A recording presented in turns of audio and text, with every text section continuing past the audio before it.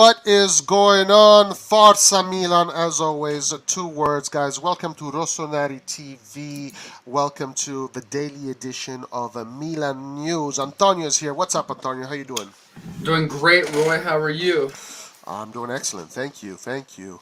Another slow news day in the Milan universe, but we do have things to talk about. Guys, but before we get started, please like the video, guys. Help this channel grow by clicking that like button. When you click that like button, the more likes we get, the higher we go into the algorithm, the more YouTube is going to show the video and whore it around. I did not say that word. I did not say that word. Anyway, listen, let's get straight into it. Divock Origi. Divock Origi, his day is coming very close. It's going to be just a matter of days. What do we know about Divock Origi, Antonio? So, from what we're reading, it seems like Origi is going to be coming very soon. Hmm. Basically, the reason why it's been delayed is that he had this injury at the end of the season, and he also went on vacation, so he's kind of been recovering a bit before his medical. Now we're getting news that says that he's likely to arrive maybe in the next few days, maybe the beginning of next week. We're not exactly sure, but he'll be here soon to do medicals and to sign the contract and to officially be announced. Yeah. We should be seeing that very soon. Again, this is a signing that I'm not that excited about, but I think he's going to do well because, I mean, truthfully speaking, when I do look at him, at least through his highlights, he is a player that is very skillful. He scored some really nice goals, even though he doesn't score many goals, and even though he has not gotten many minutes throughout his stay in Liverpool. And also, you have to say that in Germany, he did not have a great time in Germany when he played in Germany.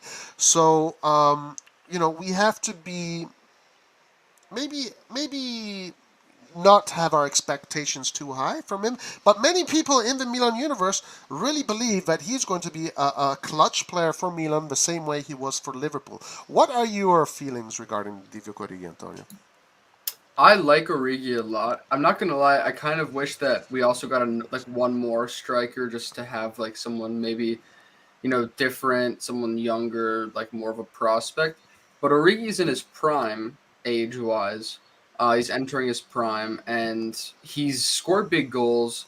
He's a good. I think he'd be good for our system because he has like a big frame. He's good with his head, and he's like he can be that number nine that Pioli likes. And he's also, like you said, he's very technical. With his, I think he can shoot with both feet, and he has good ball control and good first touch. So he's like he knows he has some. He's a bit of quality, I would say. And he's a bit different from the other like pure number nines that we have with Ibra and Giroud that are just kind of a little bit slower, like and do different things, and they're more like pure finishers. While Origi can maybe drop back more and do some other things. So I think he'll be interesting. I think he will fit our system well, and I'm excited about him. Yeah, no, for sure he's definitely going to be regarded as an important player for this upcoming season. I definitely agree that I would love to see another striker up there. But we are going to talk about the other striker situation because reports have come out about Ibra and Ibra's situation. So we're going to talk about opine and speculate a few little things about him.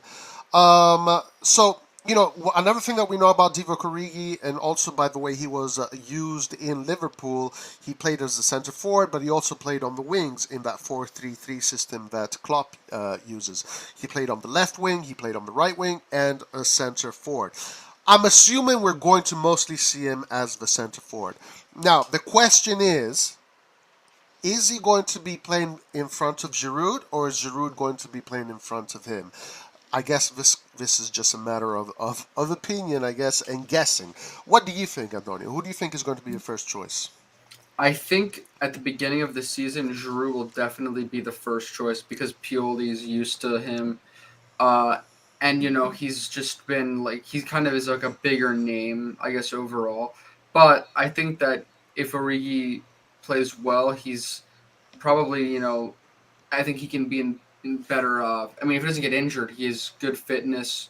He's younger, so it looks like maybe he can get more games, and I can totally see like him becoming the first choice later in the season, especially in difficult moments. You know what? That's actually a good point. I do. That is like, let's say that's a safe guess, and I think it's also an intelligent guess. Giroud has already acclimated himself in the squad. He's already part of the machine. Giroud was pretty much the starter throughout the whole second half of the season. Also because it's not like we had other options. But I think you're right. I think Giroud is going to be the first guy. They're going to rely on Giroud first, and as the season progresses, maybe Origi is going to find himself as the first pick. Let me Yeah. go to chat, and then we'll Also, keep. for Yeah, one thing, I yeah. just Go want to ahead. say, it's like think about it like this: like in the for the first like Serie A game of the season, like in August, when like we're building up to the to that first game. Unless Giroud's injured, like I feel like Pioli and like all the fans would be expecting Giroud to start at the number 9. Something that we're used to seeing to pick up these first points to start off the season well. So I think that's like what we can fairly expect. I think that's a good guess, yeah. And also, guys, let's not forget that Origi has scored against us and he's had an assist against us. He is fully aware of the Milan universe. Alan, Forza Milan to Alan. Let's say hello to chat. Forza Milan, Alan, how you doing? Let's go, guys. Sup, Roy and Antonio Darkwook. How you doing? Desai Saliba, Forza Milan from Malta. If you're new here, Desai, like and subscribe. We welcome every Milanista to the RossonARI TV, guys. And if you're new here, remember that we do open lives as well, where you can come on the live and give your opinions. Follow the channel and like, guys. And if you have not liked that button yet, guys, what are you waiting for?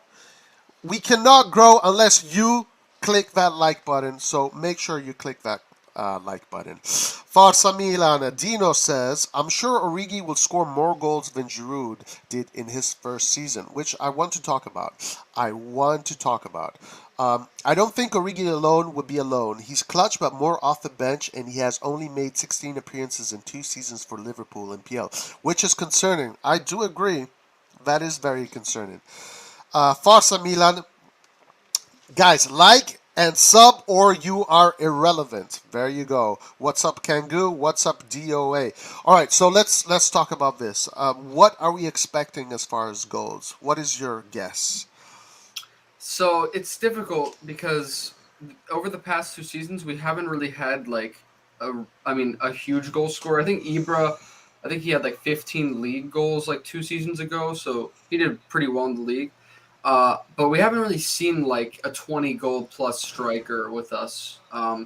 So I don't think we can expect anything like anyone to hit 20 goals this season, like unless Origi just gets a ton of game time and he just kind of emerges and like blows up and doesn't get injured, is healthy.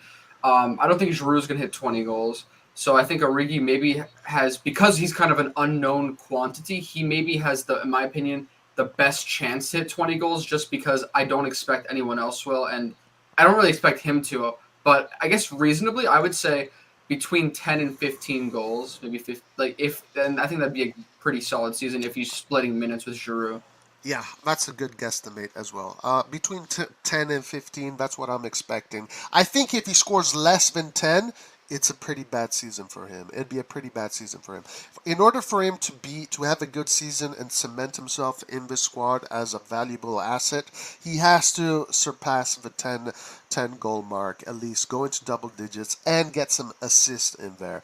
Now, for the people that are more familiar with him, I'm not that familiar with this player. Maybe you are, Antonio. What do we know about his hold-up play? Is he good in the hold-up play? Because the hold-up play is such an important aspect for your center forward when dealing in possession football.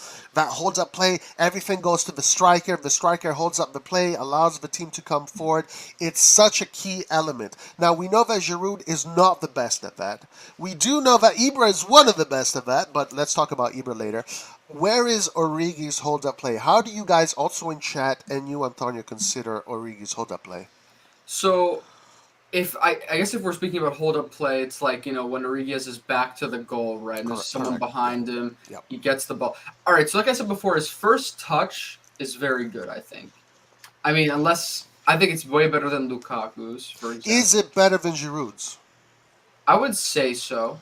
Okay. I would I say so. want to know what the chat thinks too. Okay, I go mean, ahead. if from what I've seen, I mean, I mean, to I be have to see it fair, consistently, but it doesn't take much to be better than Giroud in that department. But anyway, keep on going. I Sorry. would see. I guess like consistent. I would have to see how consistent he is, but from what I've seen, he definitely has a very good first touch, and he can control the ball.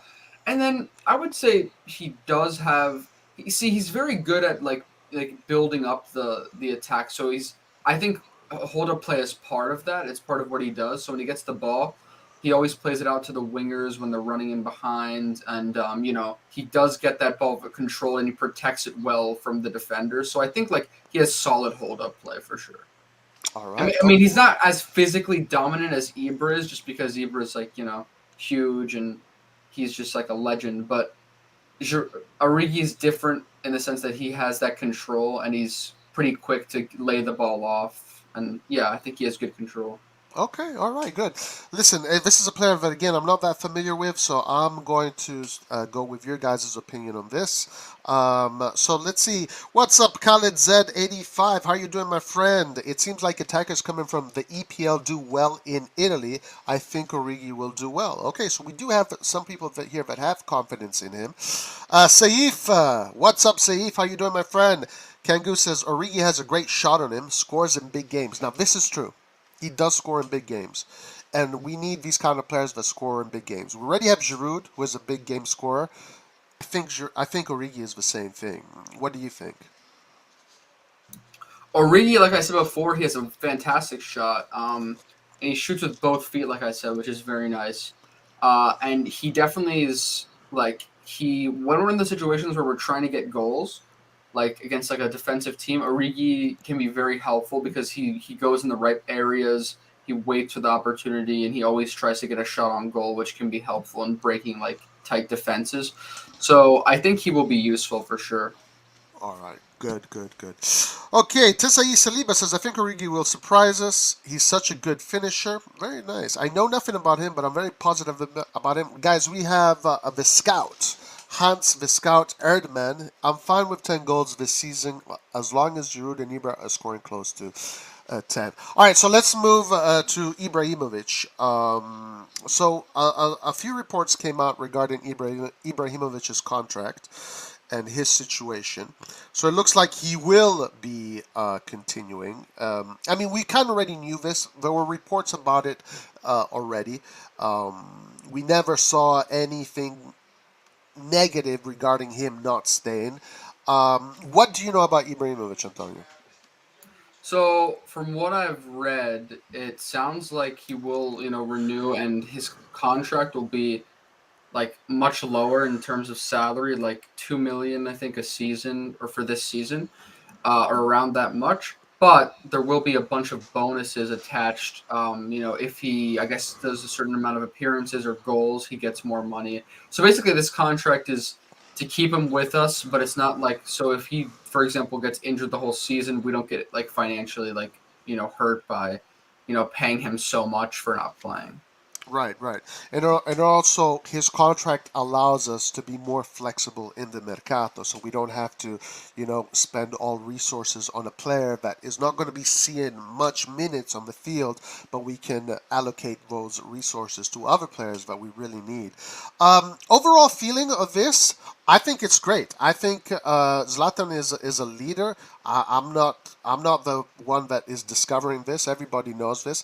Zlatan is an incredible character, incredible charisma, incredible locker room man. And there's also talk of him staying after next season, but then in a managerial role um, with Maldini and Masara. Kind of like how you had Boban, Maldini, and Masara. Ibrahimovic might join that team. So there was talks about that coming up too. Um, I think that would be a great idea. To be honest with you, I was a little bit skeptic at first when I read when when thinking about this because he's such a fiery character. But then I saw his interview at ESPN. He had an interview in ESPN where he wasn't playing the Ibrahimovic role. He was more being the professional man. He was kind of talking about himself, and his future. And I saw in him that trait, the traits that you need to be in a managerial role. So for me, having Ibrahimovic back is nothing but positive. Is only positive. I'm glad that he's staying. He's going to stay with the project. He's going to keep on doing his work. And for me, it's nothing but a positive thing. What do you think, Antonio? Are you happy about this? Are you what do you feel about this? So I have mixed feelings. Uh, when I first heard the news that he wasn't going to retire, I was a little bit like disappointed because in my mind I was thinking like, okay, now is the perfect time for him to finally retire after winning the Scudetto and have like achieving success like one last time.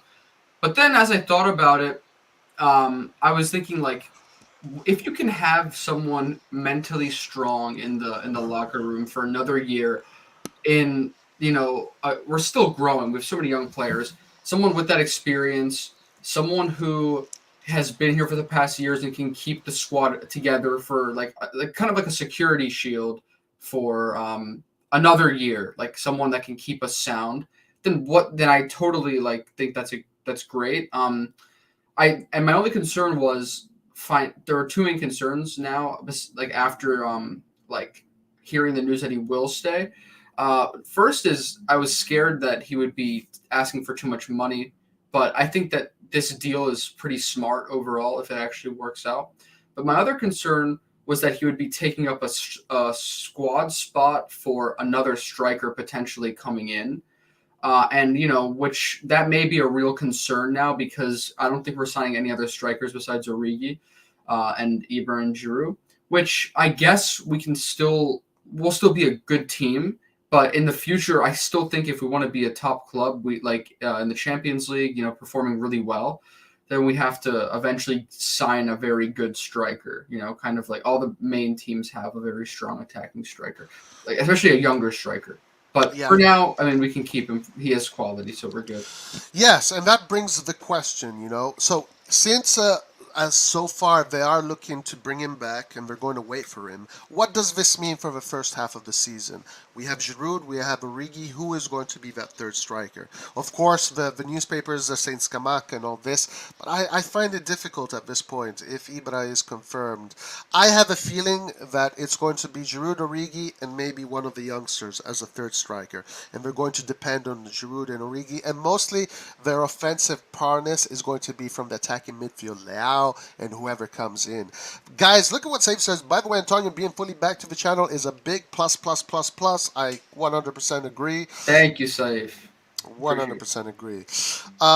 We are going to be talking about this. We are halfway through June, and Maldini contract have not been renewed.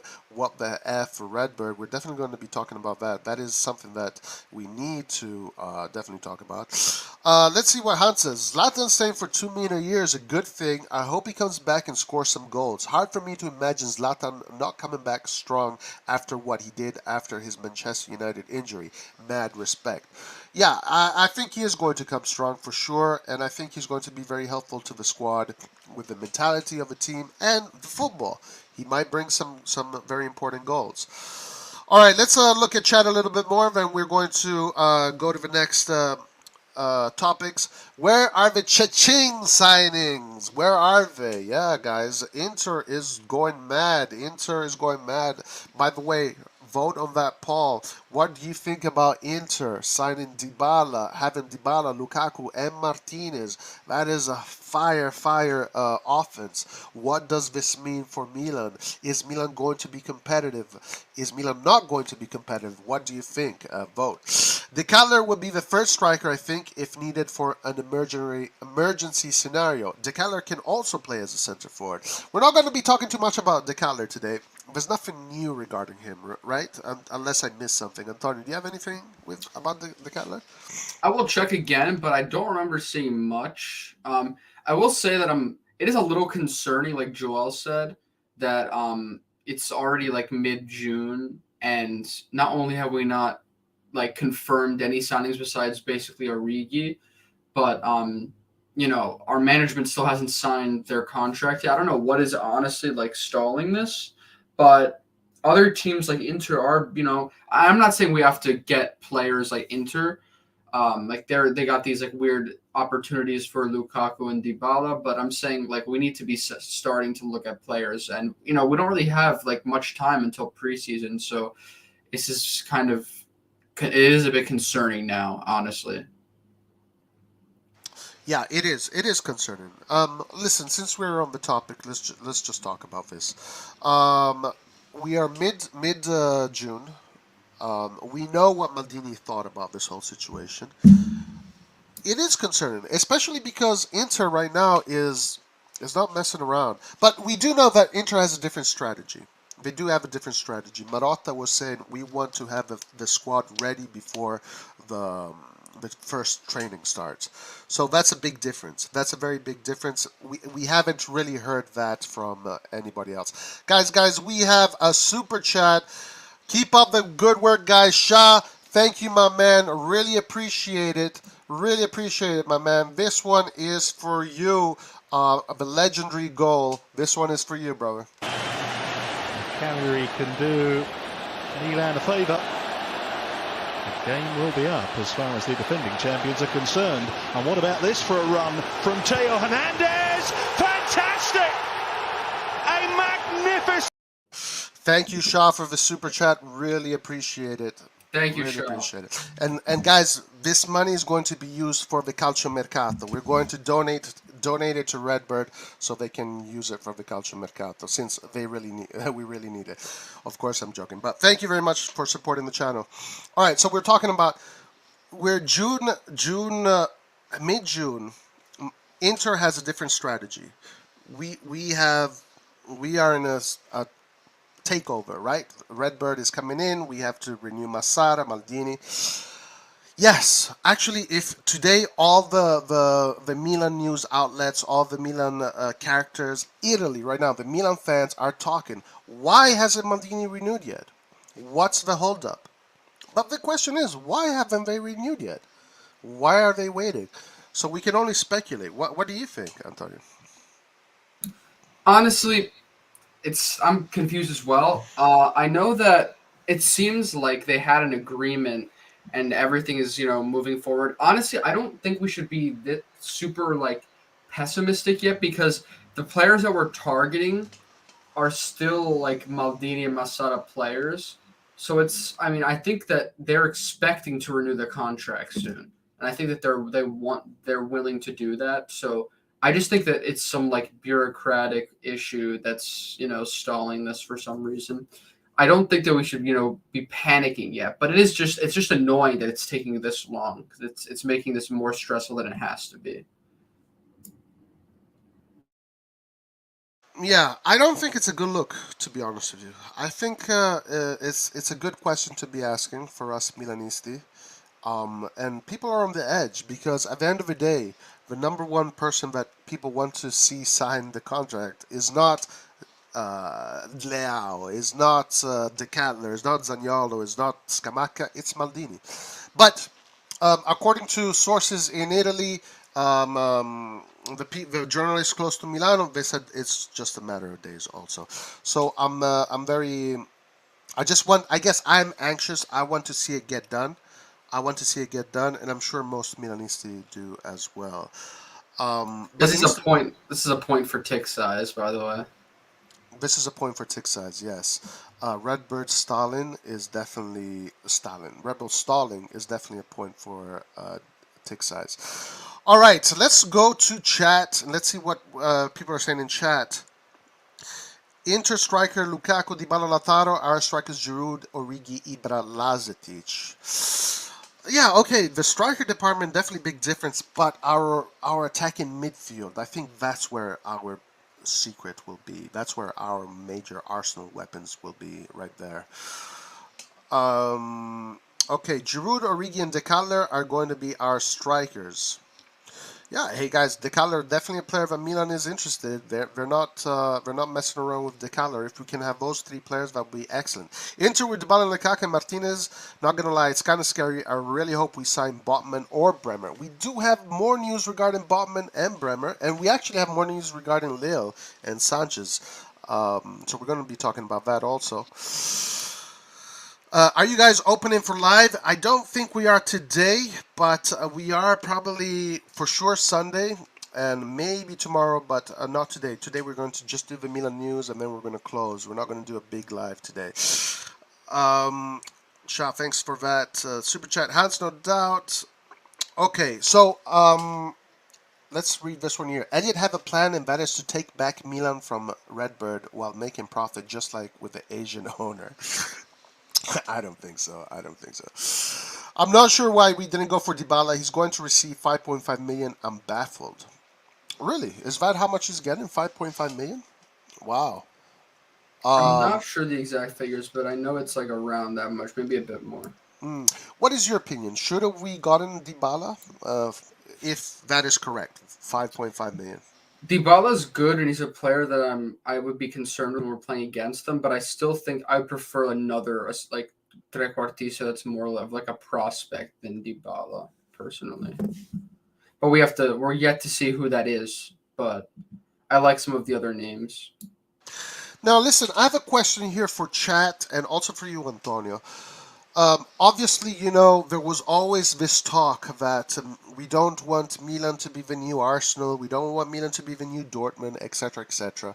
And when we say this, when we compare, when we talk about Arsenal, when we talk about Dortmund, is that these teams usually tend to go for youngsters with great potential, and then once they get a certain level of maturity, they sell them off. Now, the parallel with Milan is that we want youngsters, but I don't think Milan has the intention to sell them off. What Milan has the intention of doing is acquiring these youngsters and then building a team around these youngsters and trying to keep these youngsters. Um, do you do you think that our strategy in going for, let's say, De Kettler instead of Dybala, an already made player, does that make you more positive, or would you say, screw all of this, screw all of this, let's just go for Dybala? If that is correct, 5.5 million. Let's put him on the team. He can play there for 4 years, and he already knows. He already has Champions League experience. He has international experience. He's won the Serie A many a time. De Kettler still needs to prove himself. We don't even know if De Kettler can play in Serie A. Of course, when you move from Belgium to the Serie A, big difference. You can just see by the highlights. Look at the highlights of De Kettler and look at the highlights of the players in Italy. The pace is so much faster, so much more intense. And we know that defensively, in Italy, it's the home of the defenders. So De Kettler is going to have a tough time, but we know that Dybala already knows how to do this. So how do you see this scenario? What do you think about this, Antonio? I think it's a good question. I think it's kind of like a fundamental question of the ownership of the club. So it's like, okay, under Elliot we've been more sustainable, and part of that with Elliot is taking risks on younger players. Well, not really risks. I mean, risking about their quality, but not really spending much on young players, or investing in young players and then developing them to either be sold or to keep them. With Elliot, we didn't really sell off too many of our best players. I mean, we let them walk for free in some situations. But I think, sorry about that. I think uh, I personally, I would like agree with the Redbird model of investing in like De Ketelaere, other prospects. I think it's better for our future. But it does like raise the question of what type of club do you want to be, because the other top clubs in the world aren't really doing as much what we're doing in terms of sustainability. If you look at Real Madrid, for example, which is like a club that people don't really group with PSG and Man City as like, one of like the top spenders, they still go out and buy like the best like world class players that they can get. So we're not at that position yet. So as of now, I like this sort of like creative approach to the mercato. I think it's what we need, what we can do right now. And I think it's like the best thing for our position. Okay, yeah, no, a lot of that makes sense. I actually have, I like this project. I like it, and I really do think that it's going to be successful. Of course, the thing is that we're in this period right now of a pre-market. We still have to see what Redbird is all about. We still have to get Maldini's contract, Masada's contract, Mogada's contract. If they can keep Leao, then that would be a big message to us, the fans. Then we will know, okay, we're getting youngsters, but we're keeping these youngsters if they become important players. So that's the next step we need to find out. That's the next step we need to find out. And if that's the case, then I'm all in. I'm all in. I'm all in. Last question, still on the same topic.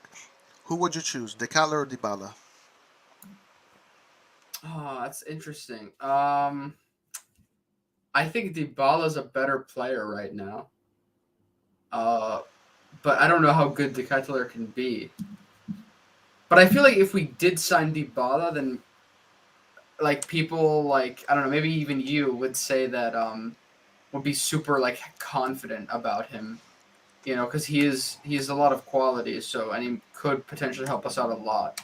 I think this season maybe Dybala, but in the future, De Ketelaere.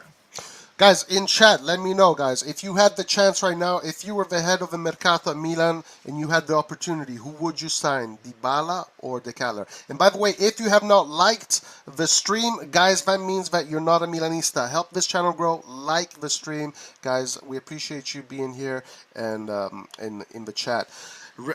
Renewing their contracts was the first thing Redbird should have handled, and they haven't yet. Yeah, now there were talks a few days ago about they were negotiating with Maldini, but still nothing has come up from that. Red flag from Redbird. I agree. Maldini and Masada are on vacation. I don't think they are. I don't think they are. I mean, I think they are, but they're working. Okay, so here we have Dybala, Daniele Mietitore. I think this is a new guys. If you're new here, please subscribe and like, be part of the community. And once again, this is an open channel, meaning that we do open lives where you can come in to the live and have your opinions. So, guys, if you're new, please subscribe and all of that. So we have Daniela says Dybala, DOA says De Kettler. Let me just go to these, and then we'll go to the other chats. CDK, Tesai Saliba, Charles De Kettler. Roy, Yeah. I will be honest though. Like, if Inter looks like they're pretty much gonna have an attack, like it's basically confirmed. Of well, let's go through their formation right now. So if they have Handanovic in the actually or Onana, whoever they start at keeper, if their defense stays Skriniar, Bastoni, and De Vrij. Solid defense. They're left. Well, they did lose Perisic. Sorry. Hold on. Let me just say this. Skriniar, Bastoni, De Vrij, but if one of them gets sold, then they're definitely going for Bremer. So, yeah. So put or Bremer. Okay. Keep on going. Maybe for Skriniar. Then I don't know. I've heard rumors that they're going to sell Dumfries, but let's just assume. I mean, for now, Dumfries right wing back. Left wing back, I guess Darmian or whoever plays there. And the midfield, they're going to have. So they're going to have three midfielders.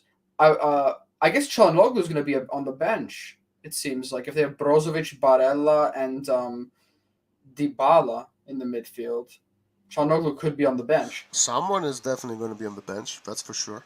And then their attack of Lula with Lukaku and Lautaro Martinez.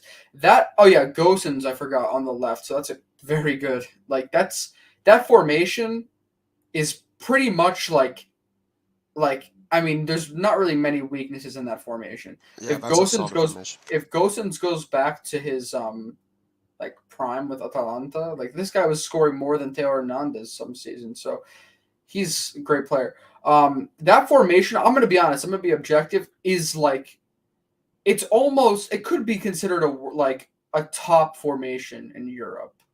100%. Like, I agree with that.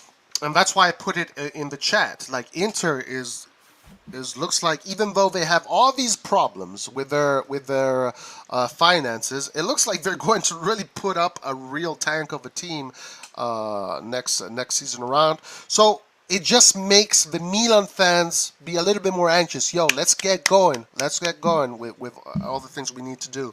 All right, let's go to chat. I'm not worried about Inter, Juve, or any other club effing attack. Remember, they had all these reinforcements coming in last year and in January while we didn't yet. Who got the Scudetto? Absolutely.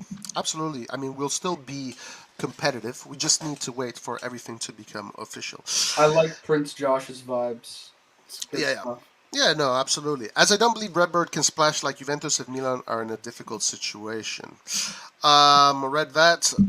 What bothers me is that we're no longer an attractive destination for big players, not even after winning the title, but Inter, with the bad season behind, can still afford top players.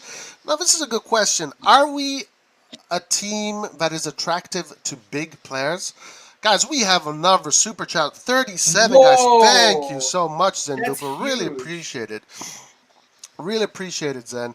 This is my thank you for you guys. Let me get to that super chat. Unbelievable. This is my thank you for you guys. You're absolutely best. Thank you for all your streams and time. Zendublo, thank you for being a loyal subscriber and always being here.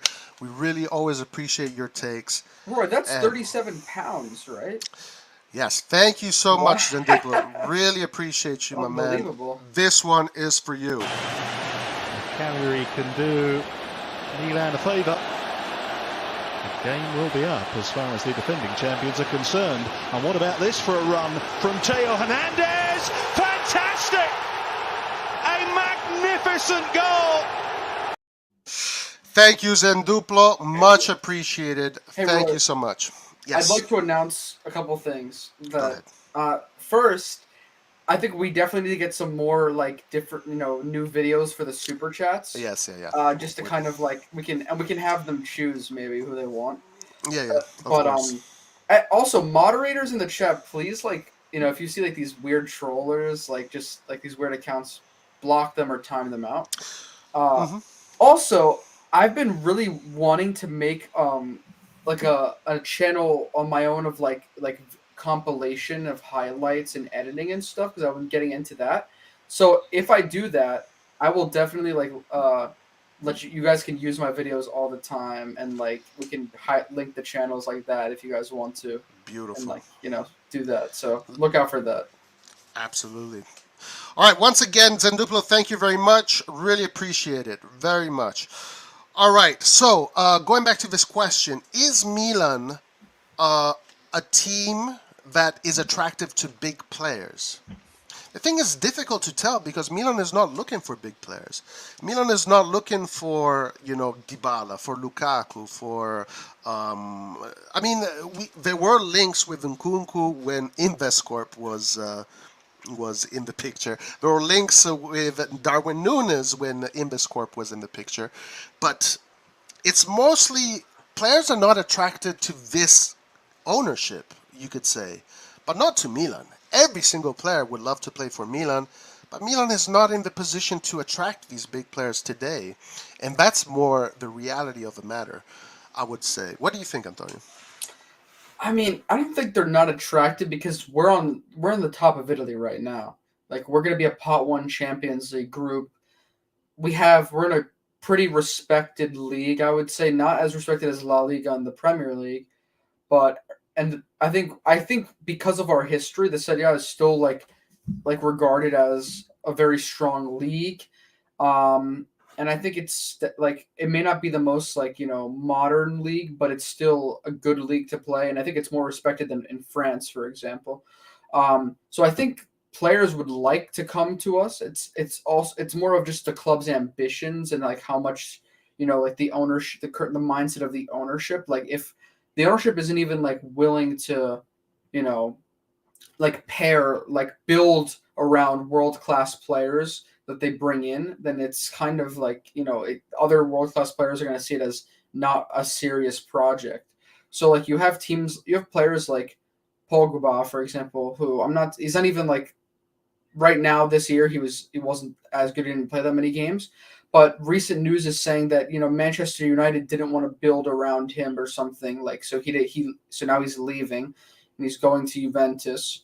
So it's like you have to be very ambitious if you want these players. It's not easy. It's like these players now, like especially the best, they have like they're like icons in the sense that they have so much like media following and power with their agents that it's not something that Milan does. You know what I mean? Like we're a very like structured club, and we have our limits to what we can do. So that's why we're not seeing these players. Yeah, and I hope the ultimate goal, as I was said earlier, is once we get these players, develop them into champions, and then keep them, then we will have all these players with all this media power and all this, all these fans, merchandise, and this will allow the club to grow bigger. So this is the plan. I really hope it works. I have faith in that it will work. I was just anxious. I want to see Redbird get to work. I want to see Maldini get his contract. I'm waiting. We are waiting. All of us are waiting here. I would sign Dybala as I prefer Serie A experienced players rather than a gamble. Okay. A lot of people would say the same thing. Isn't Dybala becoming more of an injury prone recently? For CDK, I would choose him over Dybala if only he does better than Diaz last season. Yeah, yeah, makes sense. Hans, the Cadler left my ass off. What kind of question is that? I want all my players to be fit, physical, and able to defend well. Again, now I have faith that the Cadler is going to be able to, integrate himself in the Serie A, but we have to see. Of course, it's not going to happen right away. It's not going to happen right away. He's going to need some time. Or he could be like Tomori, first day in Serie A, owns the Serie A. We will see. We will see. Dybala on the right, Leao on the left, Origi, Giroud in the middle. Wow, but for how many years? We don't want to be another Juve and Inter. Okay. Inter, yep. All right, we can move on to the next topic. We can definitely move on to the next topic. Guys, look at this. I don't know if this is true. Antonio, is this true? Roy, big news. A reliable PSG news source says Skriniar is done to PSG. I'm checking right now, but I know PSG had offered 50 million for him, and Inter wanted 80 million. So I'm pretty sure they're negotiating. Let me check and see if I see any updates.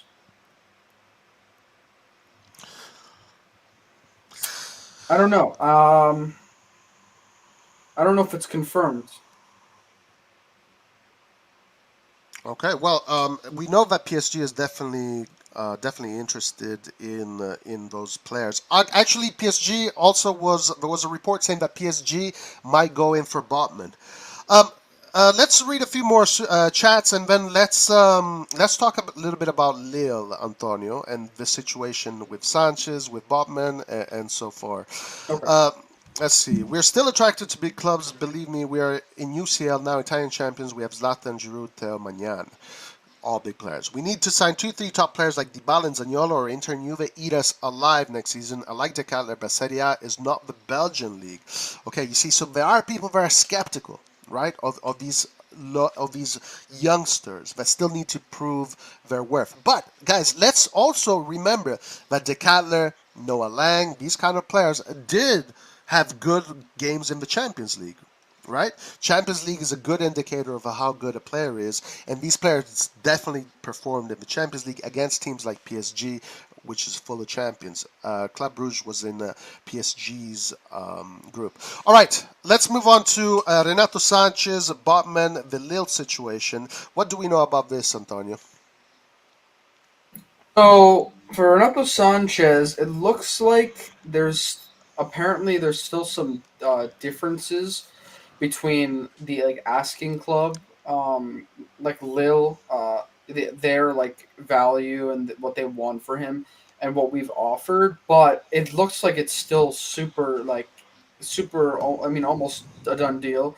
Um, it seems as though because the fact that his contract is expiring next year and they want to cash in on him. He of course 100% wants to go to Milan and everything, and Milan having offered like close to what they're asking, which is around 20 million. But I think we've now some reports are saying that we've offered like 14 million or 10 million. So we're like lowballing. We're trying our best to lowball them once again. But I think this is going to be a done deal very soon. I think it's going to be a done deal too. Also because this. this article, to be honest, is a little bit irrelevant, right? Because it's saying basically that Lille wants 20 million, but the Rossoneri have offered only 10 million, and therefore they'll meet in the middle somewhere around 15, 16, 17, or here it says 14, 15. So it's kind of what we already knew. But it is interesting that this is coming out. I gotta say, guys, I'll be honest with you. Today's news, the news in the Milan universe is not the most positive news that we've had in these past days, especially with the Milan fans being anxious regarding Maldini'S. What do we know about Botman instead? So with Botman, I've actually been looking for some news, and I found that some people are pretty optimistic. I've read somewhere that they're hoping to conclude the Botman deal by the end of the month, and that the difference between Newcastle and Milan's offer isn't as big as what we first thought it was. So Milan maybe have offered 30 million, Newcastle or maybe around 35, even less than 40 million. And they haven't really offered anything that's super concrete as much more than us. So it looks like there is a lot of optimism with Botman, for what I've been reading. Yeah. Now listen, guys. This is just my feeling. This is just my feeling.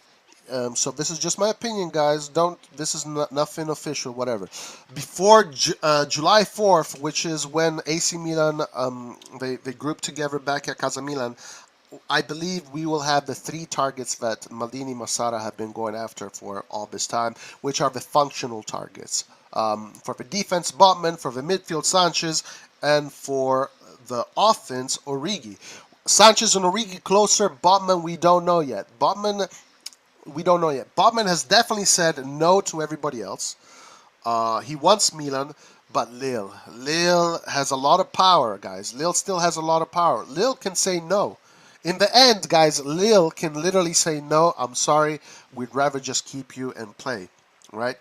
Or they can just force it. They can force it. But we'll see. It's a tug-of-war between the player and the club at this point. So let's hope that Botman can win this tug-of-war. So for the Botman fans, he can come to Milan, and we'll have a badass defense. I think Lille would like to. I mean, I don't know if they want to sell him, but they're really open to selling him. And they're not going to force him to stay, but I think they just want to sell him to Newcastle for more. I think that's the problem. Right. Yeah, of course. They want to make more money. For them, they don't care where Botman goes. They just want to fill their pockets with more money. Especially, it's a club that has so many issues. Guys, we have 35 viewers. If you have not liked or if you have not subscribed, please do so. It helps the channel grow, and we really appreciate you. Sanches for 15 is just crazy. For that price, all his injury talk is irrelevant. Do you agree with this comment? Yeah, Sanches for 15 is. I was actually going to say this earlier, but I've had to mute because of some things in my house. But I when I was reading that news, or when you were speaking about this, we offered 10 million for Renato Sanches, and we're still in a negotiation. Isn't that crazy? 10 million, 15 million for this player. That's not only robbery. This is like you're walking into the Louvre and taking the Mona Lisa or something and walking away. This is yeah. This is insanity. Yeah, for sure. And the thing that worries me, and I don't like to be worried. I want to be optimistic. I want to be patient. But the one thing that really does worry me, guys, and I'm gonna say it out loud, the more we're waiting for Redbird to make its moves, and for Maldini'S to renew, and for Redbird to give a green light on these players, there's a chance that we might lose these players. Because what if, let's say, tomorrow some team loses a midfielder, some team with financial power loses a midfielder, they need someone right away, and it's a team that maybe is a team that plays in the Champions League, like one of the big teams. They're going to go for Sanches.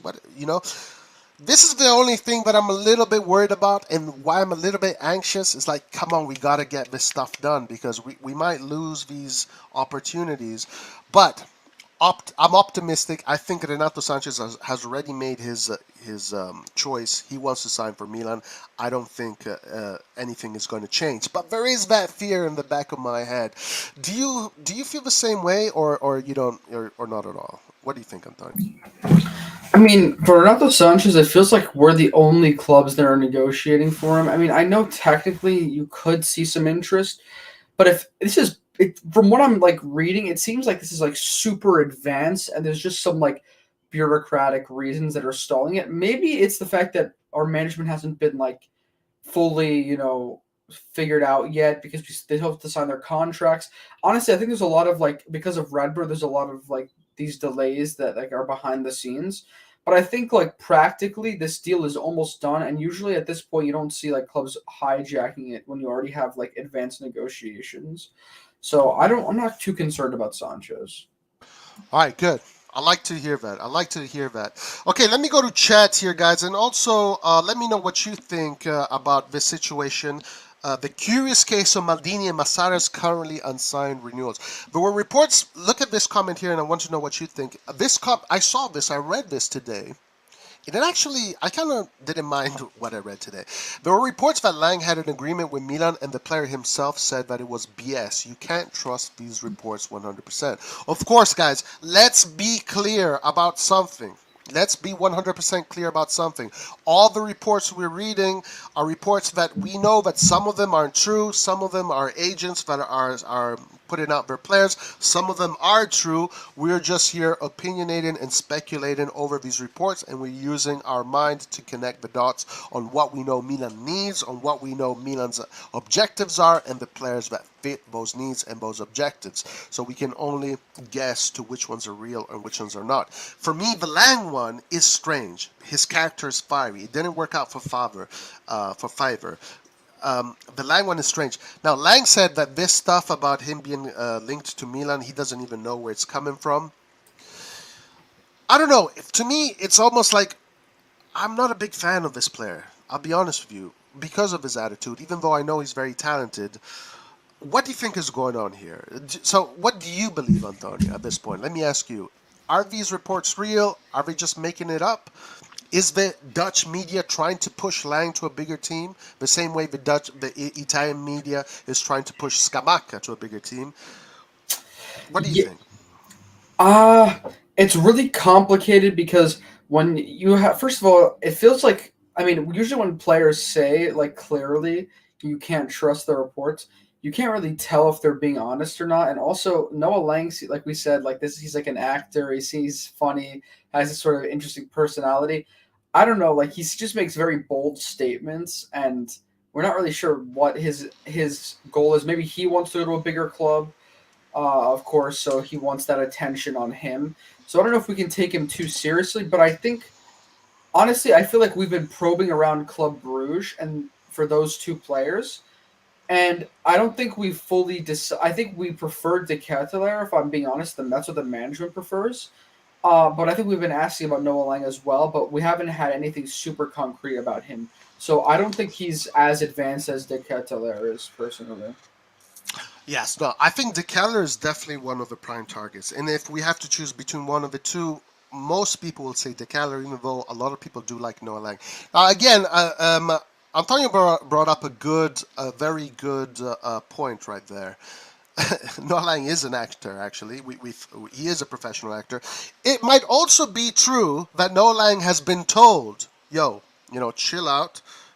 Don't say that there's an agreement. Just say that you don't know anything about that. Just, cut back. He's probably been told because Noah Lang seems like the kind of guy that just goes in front of a microphone and just bursts out a lot of stuff. Again, this is all speculation. He could have been told, don't say that there are agreements and just, push back, hold back on all these voices because it might hurt the operation. But I at this point I don't know what to think, guys. It's a roller coaster. One day it's one thing, one day the next day is the other. The targets that I do think make sense is De Ketelaere. De Ketelaere makes sense. Remember, we're talking about Maldini here. Maldini is not going to look for players that have weird attitudes. He likes. Yeah, go ahead. I'm sorry. At this point, I'm surprised Noah Lang hasn't gone on like a daily press conference live stream and like read word for word every single thing Maldini has said to him and has revealed everything. He seems like he really loves the attention and he's like super like he always has to share whatever he's thinking. So If you have no like, guys, we're at 30. How many likes do we have? We're at 31 likes, guys. Let's get to 40, guys. If you have no like the page, let's get to 40. Yesterday we got more than 80 likes, guys. You guys are amazing. Let's get up to 40. Let's see. Papin and Botman reminds him of Stam. I think. Oh, Botman, right. Gotta say, guys, Inter with Lukaku on a lesser scale, Dybala and Juve with Di Maria and Pogba are going to be a problem. Gotta finish our business fast. Yes, I think so too. I have this feeling as well. Safe. I believe having Sanches, Botman, Magnan, and Lau all from Lille and Lang and De Ketelaere from Bruges would do wonders. Will be a force to be reckoned with because of their understanding and chemistry. I completely agree. You bring me those players in AC Milan, all of us will be happy. I mean, it'll be a great squad, 100%. Listen, I want to read a few more chats, Antonia, and then I want to talk about the youngsters because finally, we have some good news about the youngsters and also about a player, a Sassuolo player, Raspadori, and also the possibility of some exchanges, right? We have Maldini, we have Gabbia, we have Colombo, we have Lazetic. We have a lot of players that could be used in this market as exchange players, not necessarily to get rid of them, but as loans, etc. So a lot to talk about. We'll get into that next, guys. This is a heist from Milan management, Joel says. Let's read a few more. Chelsea lost all their defense. They're in a mini rebuild. They have money, and I predict they will go hard for Tomori next summer. I have this feeling as well. Chelsea will go back in for Tomori. They had absolutely no problem in spending 100 million for Lukaku, even though that completely failed for them.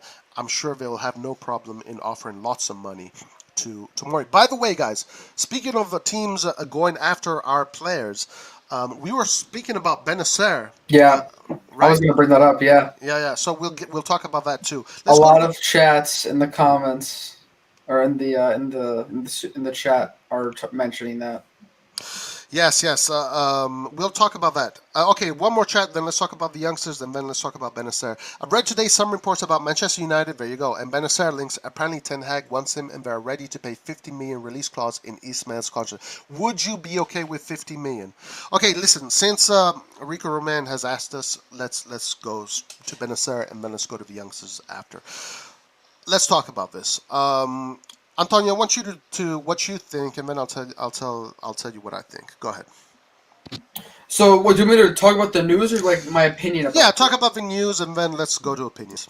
Okay, so apparently the reason why Bennacer has been like stalling his contract renewal is that he is like evaluating his career and his game time and his position in the team. That doesn't mean that he wants to leave. He's just taking his time. And now we have a new Manchester United looking to rebuild. By the way, I just saw this Kangoo chat. Kangoo, cry in a good way or a bad way? Because don't you be insulting our players. But anyways, Ten Hag apparently likes him, the new Manchester United coach, and they have a lot of financial power. So this, I mean, as of now, this could be like a real link. And I guess Man United, from what I've been like from the like what I've seen from Man United media, like they really are looking to improve their midfield after losing Pogba and other players. So they need to kind of increase the quality of their midfield. So it makes sense why they're looking at Bennacer. Kangoo is like dissing Bennacer in the chat, which is annoying. But yeah, I think 50 million is a fair price. Honestly, I would not want to lose him, but for 50 million, I think it would be reasonable. But I personally would still keep him. Yeah, look, we saw this coming. We're calling this a few days ago while we're talking about it because of the situation with him not wanting to renew the contract, and we will have to face this crossroad. Maldini will have to face this crossroad, and also Bennacer He wants to wait and see what the situation is going to be. Obviously, he's going to get more money at a team like Manchester United or a team like Man City. I think we're going to see Man City in the race for Bennacer as well. 50 million. I have always had a feeling that Bennacer was going to be one of the players that we were going to sell for lots of money from a long time ago. I hope he doesn't, because I think Bennacer is quality. Like MMG is saying, he is Milan's most technical player. His time will come. I believe that. But at the end of the day, if De Ketelaere comes, guys, we've spoken about this many times. If De Ketelaere does come, we still have Brahim Diaz.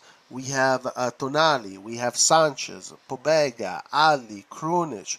Where is Bennacer in all of this? Bennacer probably wants more money.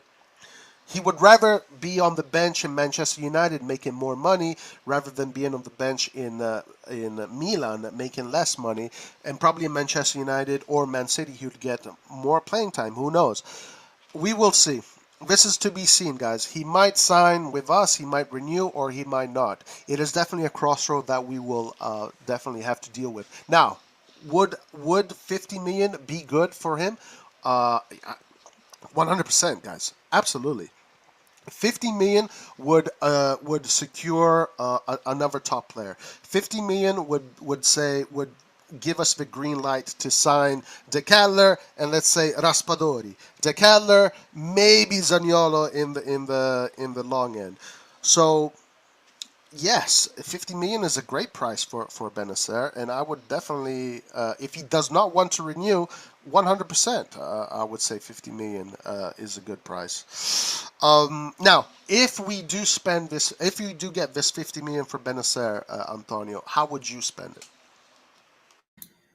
Oh, well, that's difficult. I still think I would definitely look for another midfield signing because I'm still not confident that we have with Adli and like I said the other players. I'm very concerned if we lose Bennacer that I would not be happy with just Renato, Sanches and Tonali, and I guess Pobega would be there too, but not really too confident with that. So I would sign another midfielder and then just put the rest of the money into the attack somehow. Sign a very good attacking midfielder or right winger, someone who can score goals to improve the attack.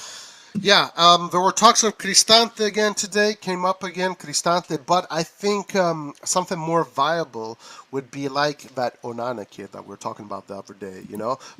bring in a pure defensive midfielder since we already have 3 players with good feet. Of course, if Bennacer doesn't stay, bring in a cheaper defensive midfielder like Onana, who Bordeaux will sell right away, of course, because they need the funds, and then use that money, allocate that money for some top players in that final third.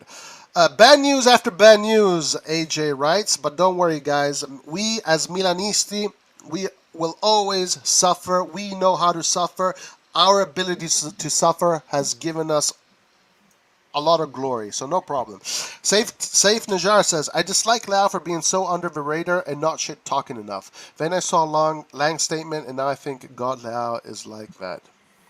Wait, hold on. I have a question for Kenku. Kenku, do you think Fred is better than Bennacer? I mean, if that's the case, then I mean, I'm sorry, but what is this?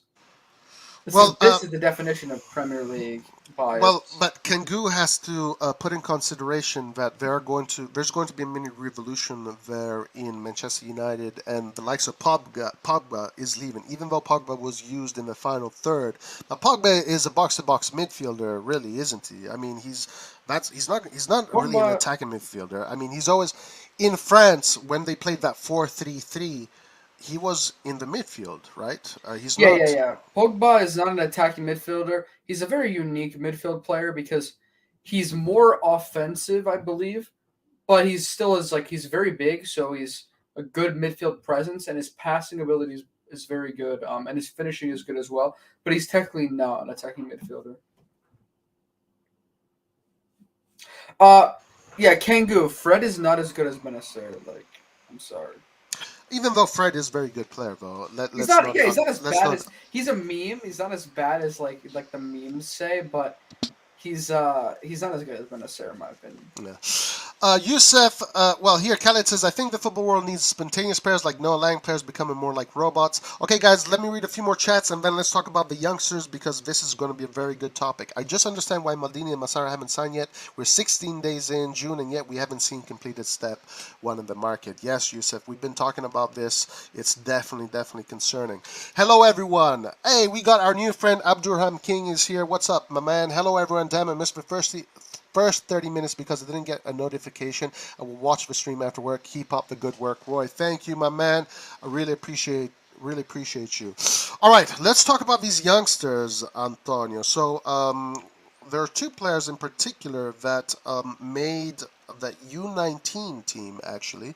Nasty and Gala, I believe. And they are going to be players that are going to take the reins of, let's say, the Colombos, the Maldini'S, the Gabbias. This is pretty positive news. I usually always follow the youth international competitions, and having Milan players part of that competition is very good. It really we can evaluate these players more. So, what do you know about this, Antonio?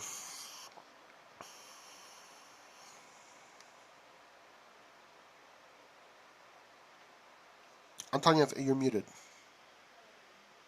Sorry, no, I was saying something, but no, I said I've been distracted by Kangu's insanity in the chat.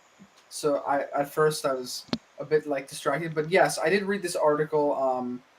I think I think this is definitely a good sign. I think the Primavera, from when I see them play, there's definitely a really big gap in quality between the Primavera team, especially ours, who finished like in the bottom half of the table, I believe. Um, so I think that we have to be a bit cautious of like saying that these players are ready, but maybe we can start loaning them out to like like act like full professional clubs, either in the Serie A or in the Serie B, maybe if they're comfortable. So I think this is like a good step for their careers. Yes. I'm looking forward to see, especially Nasty, who's definitely, first of all, he's got a badass name, which is going to, have lots of memes if he becomes, a top player. I'm curious to see what they bring.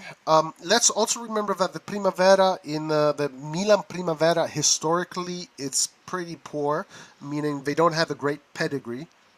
We are behind many teams that to me doesn't even make sense. But I'm very curious to see what these players are going to bring. Some of the players that are mentioned is Marco Nasti, 18-year-old center forward. He played 18 goals in 29 appearances, Youth League and Coppa Italia, which equated to a goal every 104 minutes. These are good numbers. Then you have the Swedish guy that Ibrahimovic said was going to be a star, Emil Robak from Hammarby, Sweden.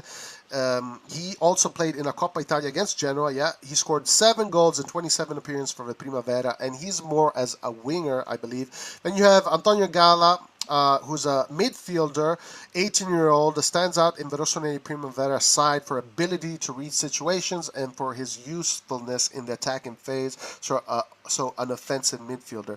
So we're going to see these players and what they're going to bring.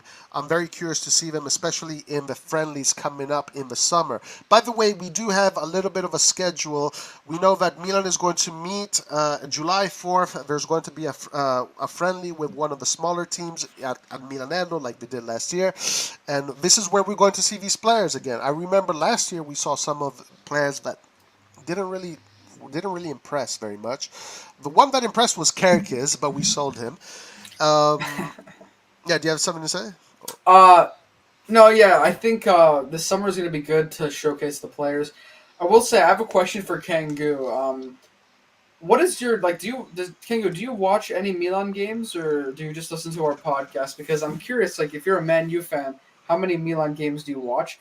Because honestly, if you say that Fred is better than Bennacer, either you don't watch Milan or you're just living up to that Premier League like hype.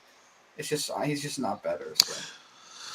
Yeah, no. I mean, Kangu is he's a little bit of a troll. Kangu, we know that, but Kangu is No, part of I that. think he's being serious in this situation. Listen, Kengu, if you guys get Bennacer, it's going to be a great signing for you guys. I do hope Bennacer stays. Arindam Roy, what's up, my man? If you're new here, please like and subscribe. Sky would have reported this news by now from Algeria. It's not the best source, to be honest. But let's be honest about the situation, guys. Bennacer has not renewed yet. We know that teams are interested in this player, so I'm sure people are knocking at the door. What are you smoking? Fred is amazing for his work rate, but passing is Lord Krunic. Now, I want you to tackle this question here. Vichas Varashkilia to Napoli, Roy. What do you think? I think they're doing an amazing operation. If I'm losing Insigne, the best player I could get for that left wing is Vicha Varashkilia. I think this player is literally the best left winger as far as promising left wingers. This guy was made for the Serie A. He reminds me of Savicevic. He has that kind of technique. Vicha Varashkilia, I'm going to say it right now, is going to be a huge success in the Serie A, guys. Mark my words. This guy is going to be amazing. We're going to see some amazing stuff from this guys. And Napoli is going to be looking good, Napoli is going to be looking good. Let's not underestimate Napoli. Great operation. Unfortunately for us, our left wing is pretty much, Leao has put a flag there. It's his nation. Nobody's conquering that nation. So it's going to be the left wing is going to be Leao's nation for many years to come. So it doesn't make sense for us to go for Vicha Varashkilia. But Antonio, do you remember last summer mercato?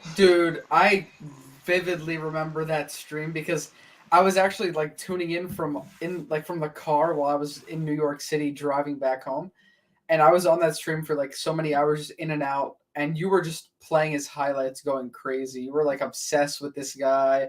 You were saying he's going to be like the next I don't know, like you were like making some crazy player comparisons, saying he's like a world class at this, just based on his highlights, which is pretty crazy. I don't know. You're like in love with this player. Oh my God, dude! This player is incredible, incredible. He would be my top choice if we didn't have Leao, 100%. And you guys will see. I'm sure this player is going to be a great success in Italy. And I said Vicha will win a Ballon d'Or. Yeah, I think this player does have that capability to be a Ballon d'Or player, but for the right team. At Napoli, nobody's going to be winning a Ballon d'Or anytime soon. If Roy, you play, yeah. Permission to strip Kangoo of his blue knight. I'm kidding. This guy's a professional meme. Yeah. No, Kangu is a funny guy, and he's always here. He's part of the RossonARI TV family for sure. Hans Erdman says, "I don't know how Napoli pulled this off. We were sleeping entirely." I don't think we were sleeping, Hans. I don't think we were sleeping. I think that we have Leao there. We have Leao. Vicha Varashkilia is not going to come here and sit on the bench on the left. We got to see what happens with Rebic. All right, let's go to Raspadori. And because there was an interesting news that came out regarding Raspadori. Of course, guys, people say that this could be BS, blah blah blah. But we're just going to speculate and have an opinion about it. So, and I want to know what you guys think. Now, the price tag that is being associated to Raspadori is 30 million. Okay?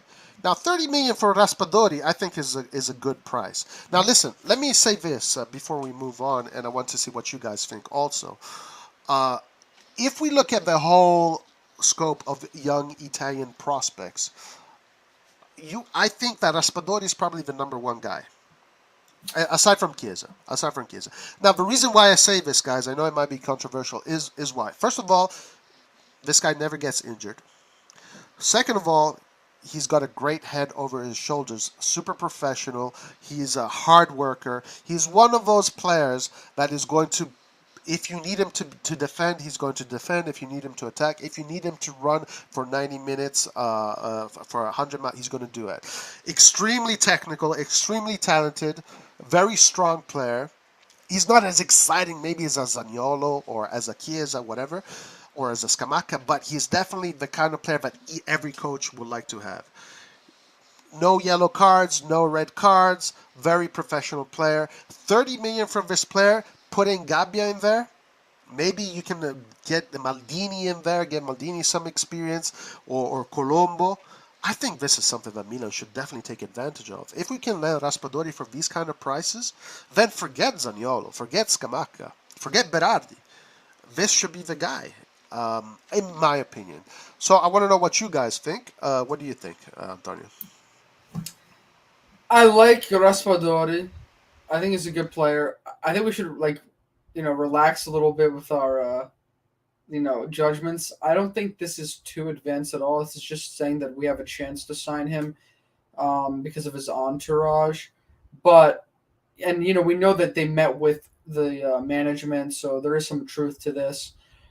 His stats are pretty good, and I think yes, he's a very hard worker, and I agree with what you said. I don't know if quality wise he's necessarily going to be like a top player, but he's a good player, and I think he's young and he can still improve a lot. So I like him, but I don't know if he's. I still don't. I'm not. I don't know. Like it's a lot of money, like 30 million. Maybe if we can negotiate that down, but with Sassuolo being so annoying with their asking prices, I don't know. Like they're going to be very difficult to deal with. What do you think of an exchange with Gabbia? By the way, here it also says something interesting. Raspadori was proposed to the Rossoneri as his contract is expiring in 2024. Unlike Scamacca and Frattesi, he has not renewed. So Raspadori has said that he wants to go in a bigger team. Raspadori is not like Berardi, is not like Belotti, who they want to stay at Sassuolo. He wants to move to a bigger team. Of course, we know he was an Interista, but he has said that right now he's not an Interista, he's a Sassuolo fan, he's a professional. But what do you think of the exchange, Gabbia plus some cash, maybe put Maldini in there for experience for Raspadori? What do you think? And chat, let me know what you guys think too. Go ahead. See, I mean, it's really difficult because I don't know if I rate Gabbia as like based on his. I mean, I know he's a tall defender. He's smart and he's pretty good on the ball, but his pace is terrible. Like, and he's a young player too, and so his pace is never going to improve, in my opinion. Like, I mean, it's. I don't know. When I see him play, he does well some games. Then other games, like against Fiorentina and against Napoli, we conceded these fast break goals where if Tomori was there, he would have just pushed the attacker off the ball and he would have, easily controlled the game. So I don't know. I really don't rate him as highly, but I know a lot of like Italian fans do because he's like a young prospect and he's, very mature player. But I don't know. He doesn't. Since the game is becoming more modern, it's players like this who don't have the pace to keep up with these like really quick strikers aren't as effective anymore, in my opinion. So I wouldn't mind adding him on. Right, and if this is true, Sassuolo requests around 30 million, but possible counterparts to lower the cash sum are not excluded, and the idea is to include Matteo Gabbia in the operation, who has attracted interest from Sampdoria. This could be totally made up, but it's an interesting idea. It's an interesting idea. Again, I know maybe out of all these Italian prospects, Raspadori maybe is the one that people are looking at the least, but this is the guy that coaches are going to put on the team first. Because these are the kind of players that guarantee you hard work. They guarantee you profession. These are the kind of players that play for the shirt. They don't play for their pockets. They don't play for anything else. Raspadori, already a Euro winner, already has that experience, even though not as one of the players, one of the main players, but he was part of that expedition. Same way Barzagli was in 2006, and look at what Barzagli became after that. So let's see what happens with this one. I'm very curious. As I said before, this is my opinion. I think that by the end of this mercato, one of these Italians is going to be a Milan player. Whether it's Berardi, whether it's Zaniolo, whether it's Raspadori, whether it's Scamacca. I really believe one of these guys is going to be an Italian player. A Milan player. Yeah, Roy, this is kind of like a random off-topic thing. I was just looking at following the Darwin Núñez transfer saga to Liverpool. And, man, I mean, I know, like, in my opinion, he's still overpriced. But this, I really like you said, this guy was a very good striker, and it pains me to see like someone that we were linked with just swept up away as soon as like teams that are powerful can just come in and bid these crazy fees. So it's a bit upsetting, but hopefully we can find another like striker eventually. Well, listen to me. If you tell me 100 million for Darwin Nunes, I think Benfica is licking their fingers, man. They definitely 100 million is way too much for Darwin Nunes. Even though he could potentially be. Look, I said that. Look, I have said this before. Uruguay always produces incredible forwards. The next forward after Cavani, after Suarez, is Darwin Nunes. So this guy is the new Cavani. He is the new Suarez. Those players have had both amazing careers. If Darwin Nunes can produce that same kind of path, then we're talking about a top player. But today, 100 million, man, I would rather spend 100 million and get kind of like what we were doing and what we spoke about yesterday. And I'm going to ask you, Antonio. Actually, I think you left when this came up. So I'm going to ask you, since there was an article about this, would you rather spend 100 million for Darwin Nunes or 90 million on Botman, Sanches, Origi, and De Ketelaere? I asked this question yesterday. What would you do? Because you included Sanchez in that list, I would say the three players. But if Sanchez wasn't in, because I love Sanchez so much, but we need to replace someone in the midfield. But if it was another player, I would have chosen Darwin Nunes because I think Milan would really benefit from having like a top class like attacking player. Wow, okay. That's just my own personal opinion. Okay, yeah, no, that's very interesting. But Sanchez tips it towards. Yeah, I love Renato Sanches so much. Okay, all right. Daniele Meititore says, isn't Raspadori an Inter fan? Would prefer Berardi. Actually, Berardi is an Inter fan also. That whole freaking team is Inter fans. But when they're youngsters, obviously, when you become a professional, this stuff doesn't matter. Berardi, again, guys, one thing about Berardi that is very interesting, nobody's talking about Berardi. Nobody's talking about Berardi in the news. There are some links here and there. Nobody's talking about him, which is strange because he usually is always in the front pages of teams that are Milan. Usually, there's always Milan links with Berardi, but nothing yet so far. Going back to Raspadori, one last thing. Juventus have been talking about Raspadori for a while. I've been seeing these kind of links because right now Morata they have not renewed Morata. I think Morata right now is an Atletico Madrid player again. I think his renewal has expired. Yes, that's true. Yeah, and here it says Juventus have identified Raspadori as a replacement for Morata if they do not find an agreement with Atletico Madrid, while West Ham United are also keen. Forget that. Milan therefore might have to make a call quickly. Okay, let's go to chat. Guys. I think we have one like to get to 40, guys. We have one like. If you have not liked the page, please like. If you have not subscribed, what are you waiting for, guys? And guys, also we have super chats, stickers. If you want to help support the channel, you can do that, obviously, only if you can. But guys, thank you for being here. Once again, really appreciate it. We're going to be following the Mercato every single day, guys. Every single day, because here at RossonARI TV, we want to know everything when it comes to Milan. We want to know everything that is going on. We're not going to miss one thing, and we're going to report it back to you, and we want to have your opinions as well. And also remember that we do open live chats where you can come in as a guest and tell us your opinions, and it's unfiltered. When we do open live chats, this becomes R-rated TV, right? RossonARI R-rated TV. What do you think about that? The open live chats, they get pretty crazy, right? Oh my gosh! Like, I think we need to have, honestly, like, they could be controlled a bit more, but the open live Sunday streams are like absolute like chaos. It's a battlefield. Like, you have Liar in there, it's gonna be crazy.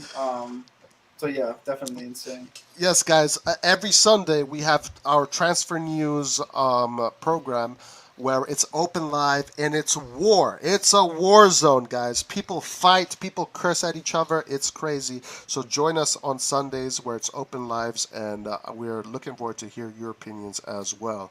Roy, we have go ahead. Matrix Comps is in the chat. Where? Most recent chat. No way, guys. I love this man. Matrix Comp, you are amazing. Thank you so much. This guy here has the best AC Milan channel. No, guys, thank you so. What an honor to have this guy liked and subscribed. Guys, we look at your videos too. We love what you do, Matrix Cops. Guys, this guy, please go and subscribe to this guy's channel. Amazing work. He makes the best compilations of AC Milan players. He does the best documentaries. He documents the leagues, how Milan won the league and this league. Guys, look at it.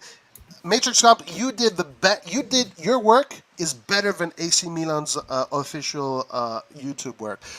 Man, incredible, guys. If you don't know Matrix Comp, go to his channel, subscribe. Guys, like every single video he does. This guy's incredible.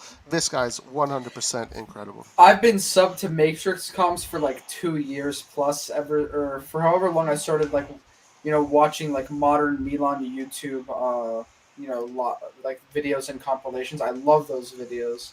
We didn't you put on his like most recent like Scudetto videos, right? Yes, we looked at the 2011 Scudetto. Yes, yeah. Beautifully done, beautifully done. Then we watched the recent Scudetto. Amazing work. I love it because like his channel is like 90% Milan. But he also covers some other players too, which is good. 100%, guys. If you're a Milanista, guys, 100%. Even if you're not a Milanista, if you love football, go to Matrix Comp's channel, subscribe, because he does the best, number one guy on YouTube when it comes to compilations, and just his work is incredible.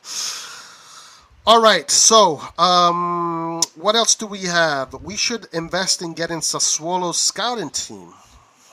They definitely have a very good scouting team, 100%. Guys, we have Pablo Diak here. I haven't seen this guy in a while. I would rather get Asensio rather than Berardi.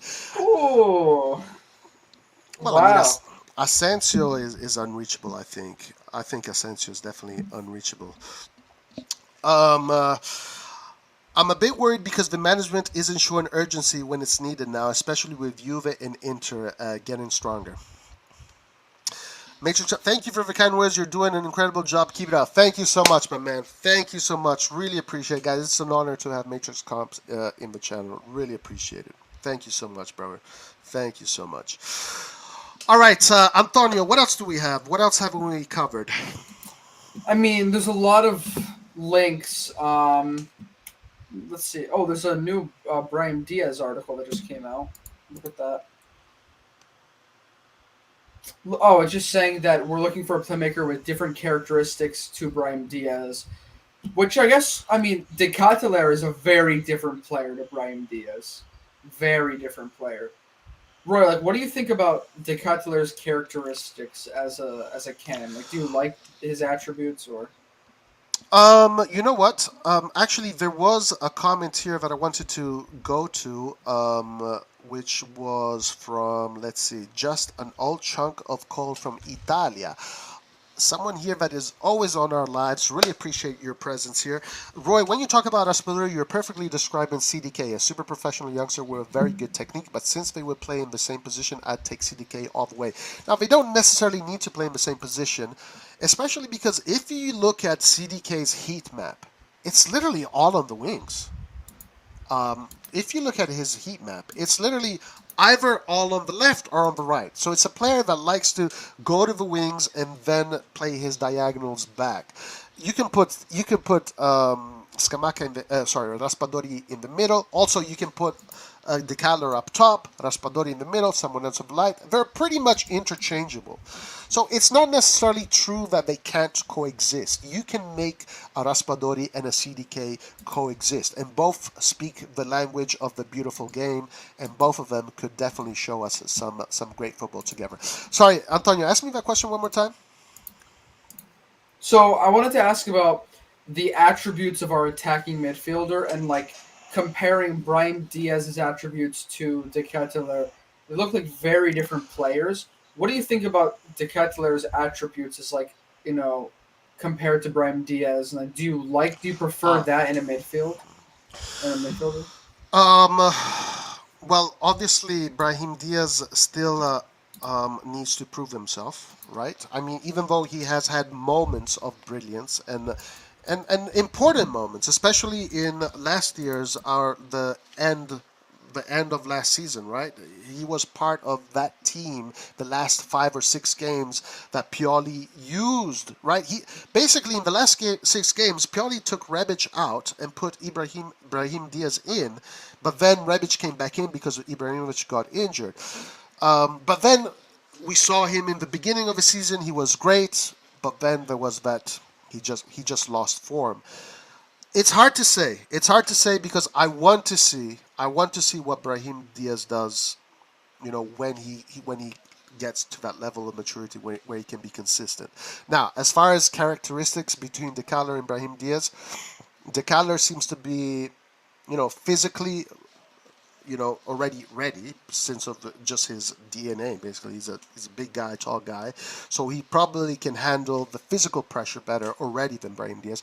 But guys, I want to chill out with Decaler. I want to see what he does in Italy. So it's a hard question to answer today, right now. I still have to see yet what Decaler can do. If I would make a guess, I would right now say that Decaler will probably be in front of Diaz. I think that's a good guess. What do you think? I think he deserves anyone who comes in that we invest money in should be given the role over Diaz based on Diaz's last season. Like he was kind of disappointing in my opinion, and so therefore he should kind of be you know another player would deserve that position at the beginning of the season over him. Yeah, listen, and Diaz, he's in a strange situation, of course, because we have this deal with him in Real Madrid. It's a 2-year loan. So let's keep him. Let's put him in the squad. Let's have him in the rotation. Let's give him a chance to prove himself in this one more year. Obviously, spending 27 million on Diaz right now would be a terrible move. So we have him. We have a quality player. By the way, guys, interesting trivia fact about Diaz. Diaz is the only player in history that at 23 years old that has won La Liga, Premier League, and Serie A. Now, of course, he's not one of the main guys. Even though in Serie A does have a little slice of the pie, but it is quite an interesting thing. So young, already such a lot of trophies to his name. Guys, I want to be patient with Diaz. I want to be patient with Diaz. Diaz has been getting a lot of hate, I think, but I want to be patient with him. And let's say if I go into next season where my attacking midfielders are De Catler and Diaz, I'm not complaining. Are you complaining? It depends. It depends on the right wing as well. If because those aren't. I mean, we're not sure how good Decathlon would be, but I also want a good right winger in that attack. Right, right. And we'll see what happens with the right wing, too. Matrix Comps, guys, again, please subscribe to his page. Amazing, amazing page. Pobega and Ali are going to be great. I believe so, too. I believe so, too. And Pobega, guys, has already proved himself in the Serie A. We don't need to wait for Pobega to prove himself. Obviously, he has to prove himself in Milan. But in Serie A, Pobega had a great season. Juric really wanted to keep him. Wanted to keep him. He was in the starting lineup the whole season. And Torino had a very good season for what they're worth. And again, Torino, the fifth team in Serie A with the least goals conceded, also because of Pobega's hard work. As far as Ali, I gotta say, obviously he had a bad season with Bordeaux, but when you look at his highlights, the guy can definitely ball. I think in a context like Milan, where he's going to be surrounded by a lot of great players, the trainings are going to be much elevated, where he's going to be definitely treated in a much better way. I think he's going to be a success at Milan. That's my opinion. What do you think about these two players? I think I've said this a lot. I'm not too. I don't really know much about Adli, and he doesn't impress me too much from what I've seen. So I'm a bit cautious with him. I think Pobega's a really good player. He may need some time to adapt to our system, but I think I could see him being a key player in the future. I'm kind of like cautiously optimistic. You're muted, Roy.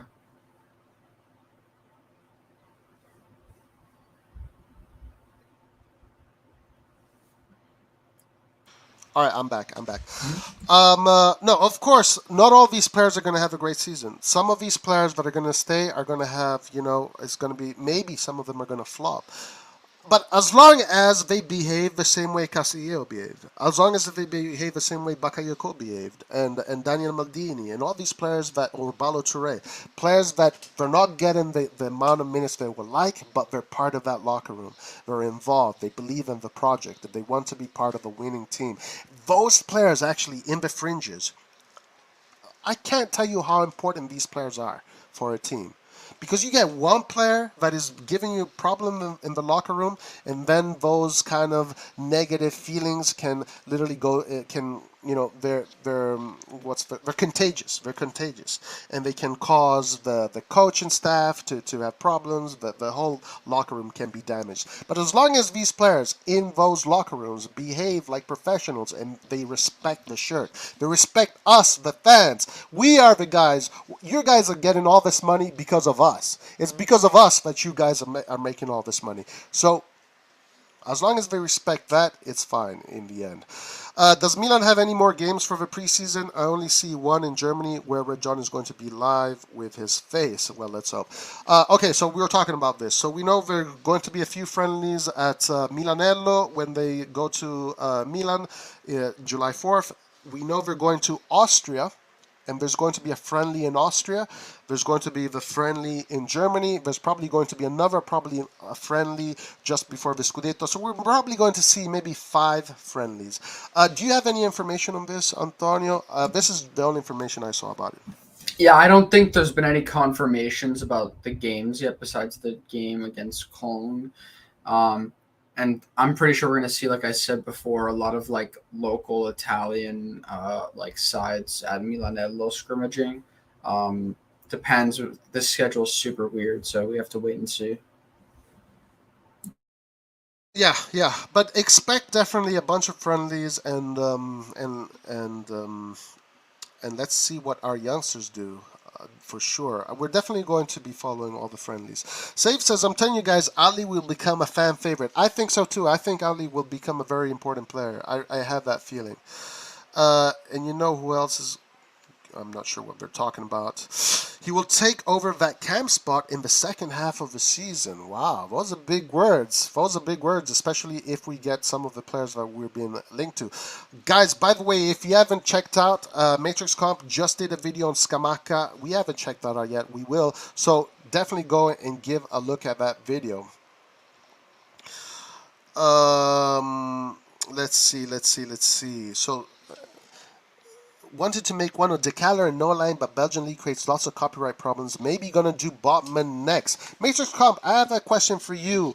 Do you think Botman is going to be a Milan player in the upcoming days, or do you think Milan is not going to be able to get Botman? By the way, Matrix Comps, we do open lives usually, and if you're around, you're more than welcome to join us. I'm very curious to hear your perspective on the Milan world.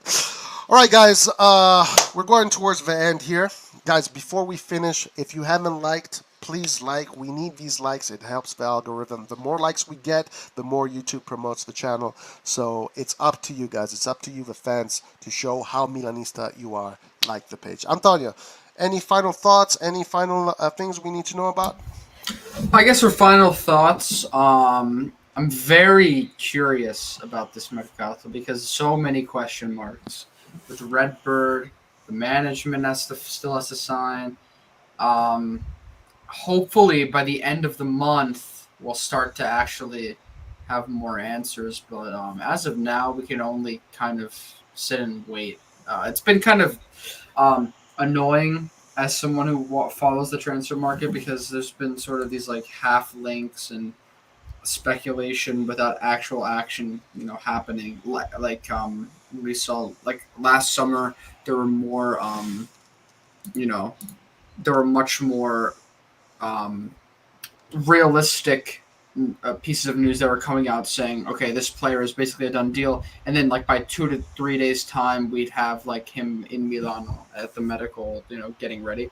We haven't seen that with Sanches and with other players like Origi yet, so it is a bit concerning. But I think we can still get these deals done, and I'm still pretty optimistic. I hope Redbird doesn't disappoint us. Yeah, I hope so too. Roy and Antonio, advantages and disadvantages of Botman's arrival.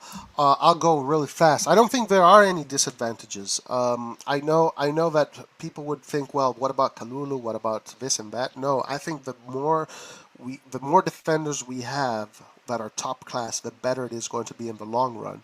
Especially because we have Tomori, Kalulu, and if we get Botman, Tomori, Kalulu, and Botman, this is our defense for the next 5-6 years, who knows. So no disadvantages for me, only advantages for me. Antonio, what do you think? But I mean, besides the transfer fee, I think that's a disadvantage because it's a good amount of money. Good point. Great point. But yeah, I think hopefully he's quick and he'll be.